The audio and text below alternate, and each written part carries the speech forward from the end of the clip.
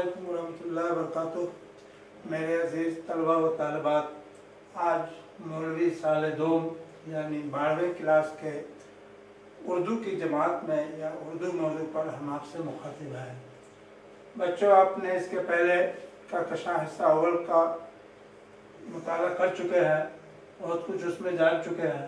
ابھی ہم کہکشاں حصہ دوم کو شروع کرنے جا رہے ہیں، جس میں ایک شروع کے عنوان خاکہ کے تحت آپ سے مخاطب ہیں۔ بچوں، ہم جب اس سبق کو یا اس چیپٹر کو پڑھتے ہیں تو اس کے پہلے یہ ضروری ہے کہ لفظ خاکہ کہاں سے آیا اس کو سمجھنا بھی ضروری ہے۔ جب آپ اس کو سمجھ لیں گے تو اس سبق کے اندر میں خاکہ نگار نے کیا کیا لکھا ہے اس کو بھی آپ سمجھ سکتے ہیں۔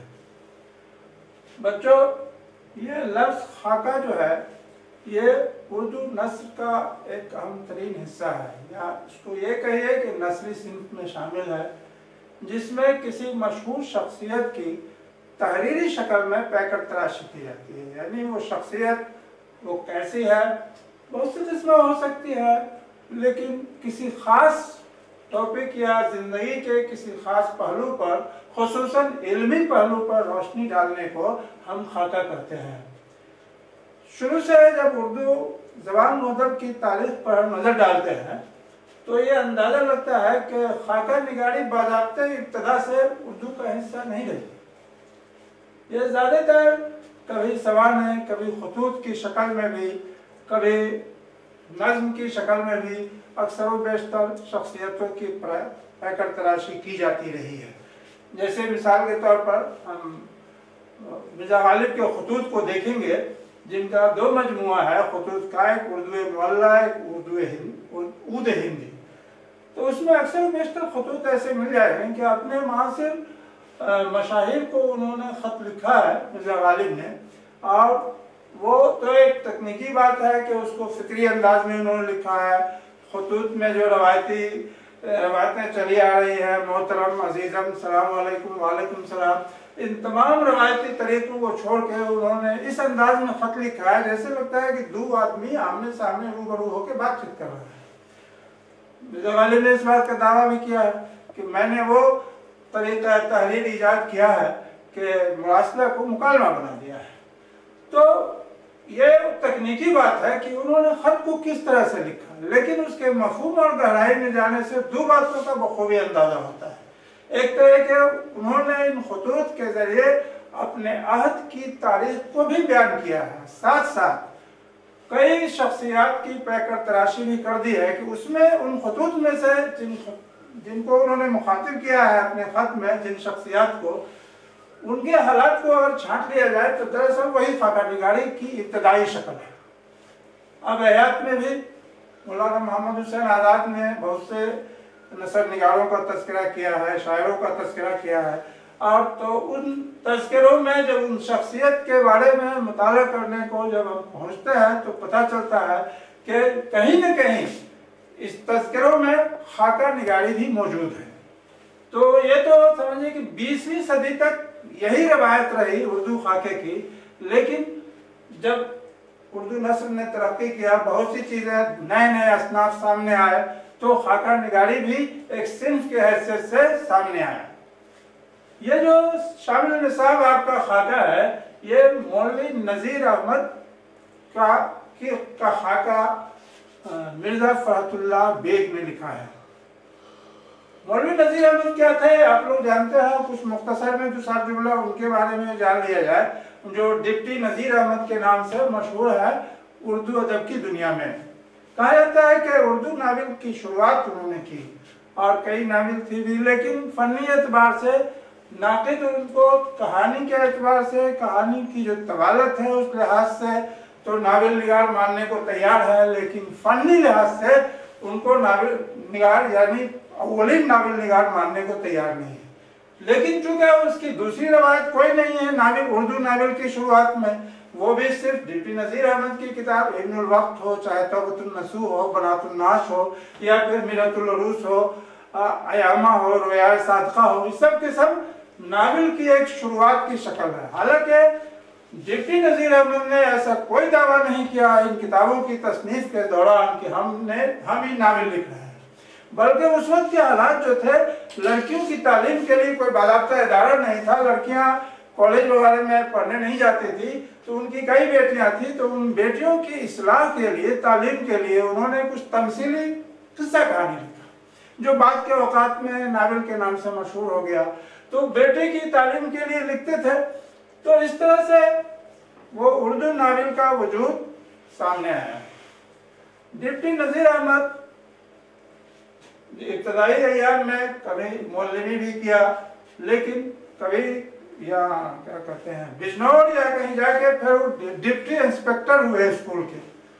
तो डिप्टी इंस्पेक्टर जो हुए उसके बाद ही से लफ्ज़ डिप्टी उनके नाम का हिस्सा हो गया। डिप्टी नज़ीर अहमद, नावल का बानी कौन है? तो डिप्टी नज़ीर अहमद। ये किनकी किताब है? तो डिप्टी नज़ीर अहमद। तो डिप्टी नज़ीर अहमद एक तवील मुद्दत तक दिल्ली में भी क़याम किए हैं। तो मुलाजमत के अलावा अपने घर पर ही बच्चों को पढ़ाते थे।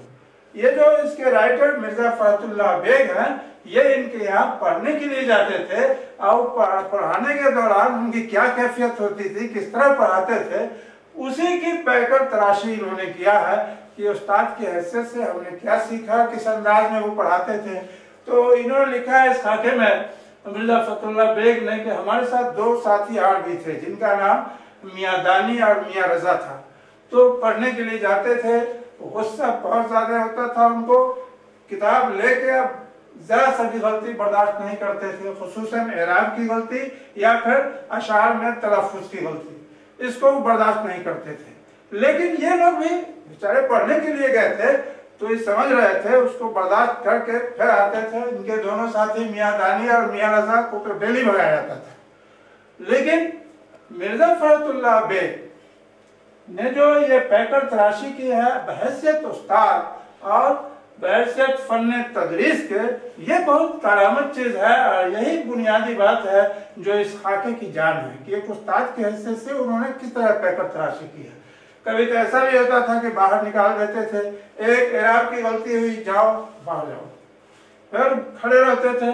लेकिन ये इन्होंने फरहतुल्लाह बेग खुद ये बात बयान करते हैं कि उनकी सख्ती और गुस्सा तदरीस के दौरान वक्ती होती थी, शीशे की तरह कि शीशा जितना जल्दी गर्म होता है उसी तरह जल्दी ठंडा भी हो जाता है। फिर अंदर से दिल के नर्म थे, फिर बुला के बैठा के पढ़ाते थे।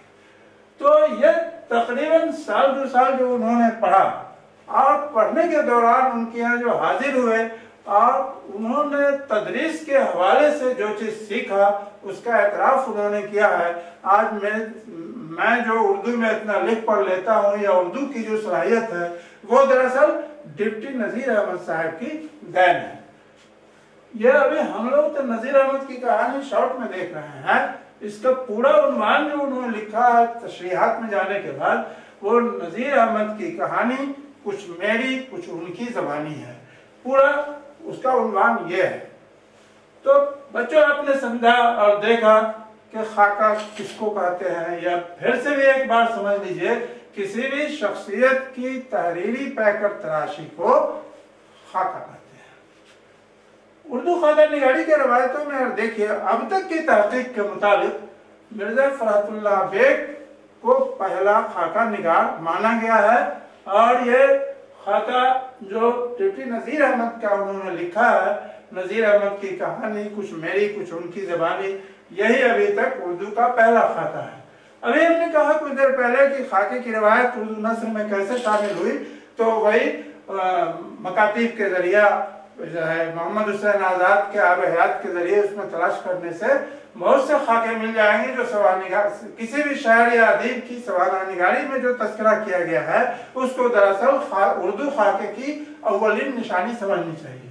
और तहरीरी शक्ल में दुनिया अदब को जो ये मिला, तो ये उर्दू अदब का बाज़ाब्ते खाका, इसको पहला खाका कहा जाता है। तो मिर्जा फरहतुल्लाह बेग ने ये भी लिखा है कि हमारी मुलाकात एक बार वो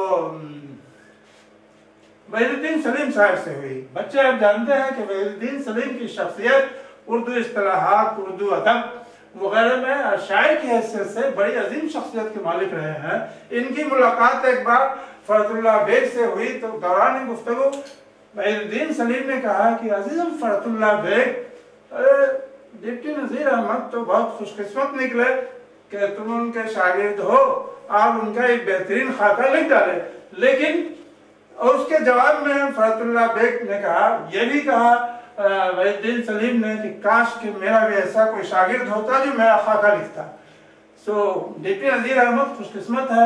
اس پر برجستہ فرحت اللہ بیگ جواب دیتے ہیں کہ حضرت کوئی بات نہیں، آپ مر کے دکھائیے، ہماری آپ کا بھی خاکہ لکھ دیتے ہیں. تو یہی گویا ان خاکوں کا خلاصہ ہے. گرچہ تفصیلات اس میں زیادہ ہے لیکن بچوں وقت بہت کم ہے، اس لیے ہم یہیں پر اپنے کلاس کا اختتام کرتے ہیں.